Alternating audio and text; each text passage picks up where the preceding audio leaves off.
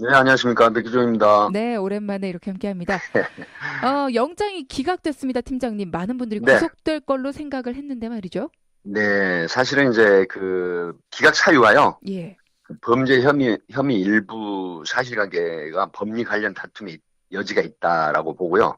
또 음, 피해자들하고 이제 합의한 뭐 5천만 원을 받았다는 이런 증언들이 나왔죠. 네네. 피해자들과 합의한 시점이나 경위, 내용이 증거 인멸을 시도했다고 볼 수 없다고 또 판단을 했어요. 판사님이. 그 음, 밖에 이제 증거 인멸했다고 볼 만한 사정에 대한 소명이 부족하다. 도망의 염려가 있다고 볼 수 없다라고 했는데, 지금 그 변호사 전략이 굉장히 잘 통했다라고 봅니다. 왜 음, 그러냐면, 자, 기자들 그 인터뷰할 때 기억이 없다, 그런 사실이 없다는 식으로 사실은 그 부인을 수사기관에서 했어요. 근데 네. 동영상이나 우리 동영상 그 많이 보도가 됐지 있죠. 않습니까? 예, 예. 녹음 파일도 그렇고요. 네. 그러니까 그런 확실한 증거가 있는 범행에 대해서는 인정을 했어요. 그 음, 수사기관에서. 네네. 그런데 나머지 증거가 확보되지 않은 범행에 대해서는 기억이 잘 없다. 그런 사실이 음. 없는 걸로 생각한다. 이렇게 부인하는 전략이 법원에서는 다툼의 소지가 있다. 이렇게 본 것 같습니다. 아, 다툼의 여지가 있다. 그리고 또 네. 합의를 한 부분에 있어서도 이게 증거인멸을 시도한 거 아닐까. 뭐 이렇게 네네. 볼 수도 있을 텐데 어쨌든 법원에선 그렇게 판단을 했군요. 그렇습니다. 그러면 검찰 측에서 수사를 보강한 뒤에 또다시 영장을 청구할 만한 그런 가능성은 있을까요? 근데 사실은 이제 그 몇 년에 걸쳐서 이 피해자가 11명에 24건의 그 범죄 혐의가 있죠. 네. 하기 때문에 지금 이러한 것들을 보강을 해서 다시 영장 청구할 수 있다라는 분석도 나옵니다. 하지만 한 번 기각된 혐의가 다시 영장이 청구된다라고 해서 예. 영장이 발부되는 경우는 그렇게 많지 않거든요. 음. 그렇다고 하면 불구속 기소 의견 송치를 해서 검찰에서 불구속 기소를 한다라고 볼 수도 있겠습니다. 네. 자, 그렇다면 이번에 이명희 이사장이 받고 있는 혐의들 어떤 것들이 있는지 좀 간략하게 정리해 볼까요? 아, 네. 사실은 많은 보도가 됐는데 네. 간단하게 말씀드리면 평창동 자택의 출입문 관리를 소홀했다는 이유로 경비원을 향해서 바위 같은 걸 던지고 네. 또 그 수행하는 운전기사 물건을 미리 실어두지 않았다라고 탓하면서 다리를 걷어차가지고 2주 상해. 음. 그다음에 이제 많은 보도가 됐지만 2014년 인천 하얏트 공사 현장에 그 동영상 딱 보셨죠? 네. 적용 설ገብ자 폭행을 하거나 공사 자재를 발로 차는 또 폭언 이력하고 업무방해죠. 네. 이제 이런 식으로 해서 2011년 8월부터 작년 3월까지 피해자 11명이 24건 범행인데 상습폭행, 특수폭행, 특정범죄 가중처벌법상 운전자 폭행, 그다음에 업무방해, 모욕, 상해 이런 7가지 혐의인데 음. 사실은 영장이 발부될 걸로 상당수 봤는데 네. 법원에서는 판단을 달리한 것 같습니다. 그러게 말입니다. 그리고 또 일부 법조계에선 이런 얘기도 하더라고요.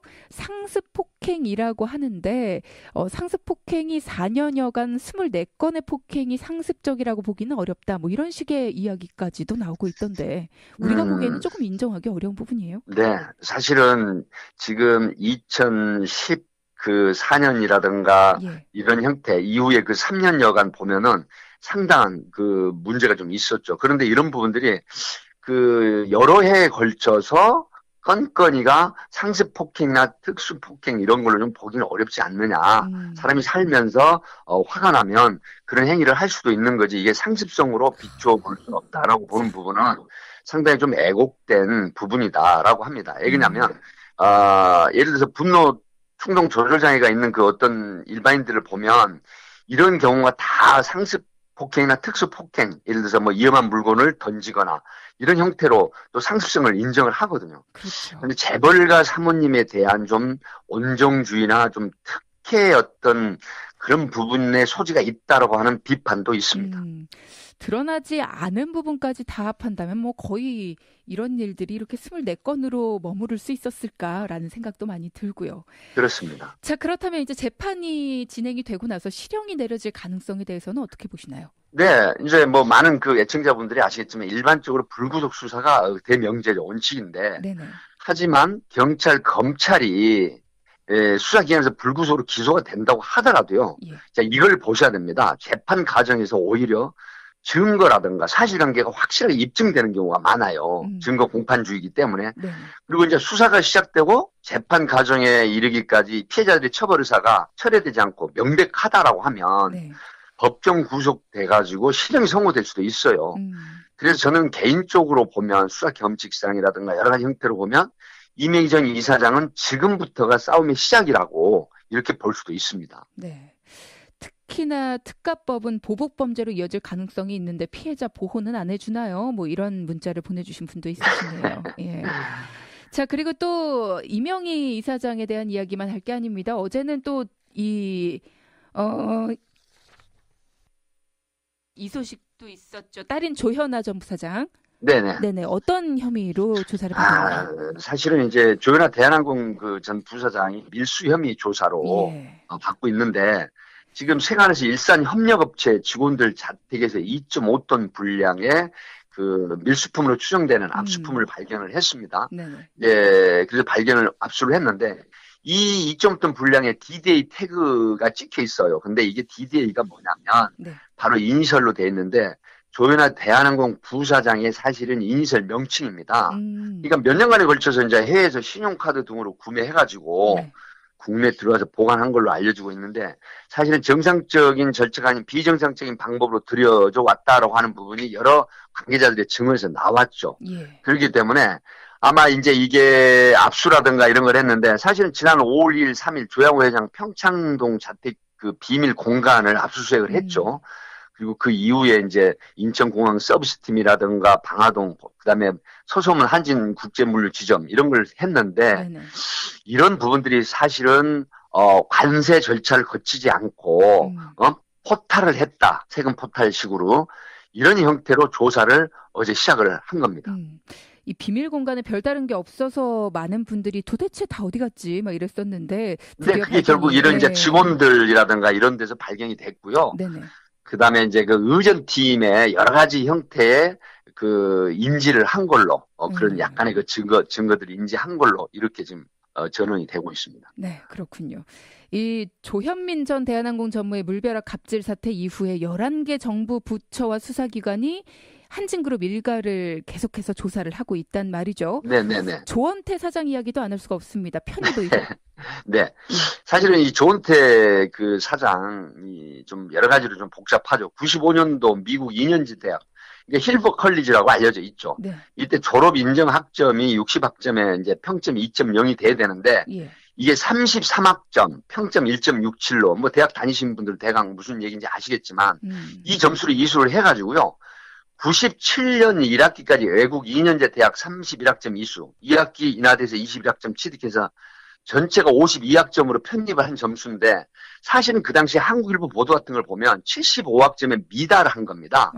그렇다고 하면 인하대 3학년 편입 의혹이 있는 건데 부정 입학 의혹이 있다라는 거죠. 네. 그럼에도 불구하고 98년 3월 달에 인하대 입학을 해서 편입해서 2003년 졸업을 했다라고 보는데 이게 지금 인하대 졸업생과 시민단체로 결성된 대책위 주장에 따르면 학과장이 조은태 사장 편입학 서류 서명하지 않았다. 그런데 교무위원회가 편법으로 승인해서 부정입학했다라고 이런 주장이 있는데 다만 여기서 학교 측은 편입시험 치르는 등 정상적 절차를 거쳐서 인하대 편입했다 이렇게 주장을 하는데 그런데 다시 2006년 미국 남가주대 경영학 석사 취득 가족도 의혹을 받고 있기 때문에 교육부에서 확인 중이라고 지금 알려지고 있는데 복잡합니다. 네. 학점도 미달하고 그리고 또 이수해야 되는 학점들이 그러니까 전부 다 뭐 수업도 좀 제대로 듣지 않았다 뭐 이런 식의 그렇습니다. 네, 그런 질문들이 나왔죠. 이번 사건으로 조양호 회장을 비롯해서 뭐 조원태 사장마저도 일선에서 물러나겠구나 뭐 이런 얘기도 나오고 있는데 어떻게 보십니까? 뭐 사실은 지금 썬뜻 물러날 가능성은 없죠. 그러니까 사실은 조현민 그 씨의 물벼락 갑질이 있었죠. 근데 이 사건이 이후에 일련의 이런 사건들이 계속해서 정부 기관이라든가 또 국민들 여론 형성이 되고 있는 비판 여론 형성이죠. 근데 결국은 한 2천여 명의 그 그룹의 임원이 아닌 직원들이 지금 물러나라고 시위를 계속해서 하고 있지 않습니까? 그렇죠. 그럼에도 불구하고 전혀 그런 내색은 없다라고 보기 때문에 지금 여러 가지 형태로 봐서는 쉽게 물러날 가능성은 없다.